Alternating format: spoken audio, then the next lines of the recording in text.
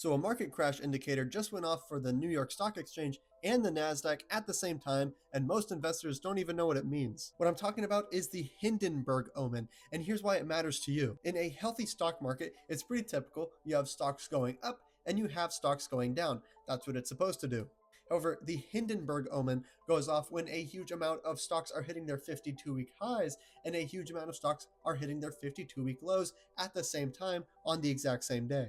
So from an outsider perspective looking in, what that tells us is that the market is very much split right now. When you look into the S&P 500, you really just have a few large tech names really keeping it up, and then you have a large number of other stocks that are actually down on the year. And something worth mentioning is that every single major crash since 1985 has had this omen happen with it. And here's another thing worth mentioning. Only 25% of these signals actually had a huge crash follow it. The other 75, nothing much really happened. So no, it is not a signal that if it shows up, it means that you should panic sell everything. The way that I'm interpreting it is I'm looking at what I own, and if I like what I own and it's still holding up okay, then I have no reason to panic. But basically what this indicator is saying is that there is a massive split in the market. There are a lot of things going up massively and a lot of things going down sharply. But if you want to see how our group is preparing for this and beating the market every single month, our 7-figure traders post their entries and exits live in our Discord, link in bio. When it comes to a market environment like this, I'm just being very selective with the things that I put my money into. Of course, I'm not a financial advisor, so you guys can really go do whatever you want, but I just ask that you guys do research on the things you plan on buying.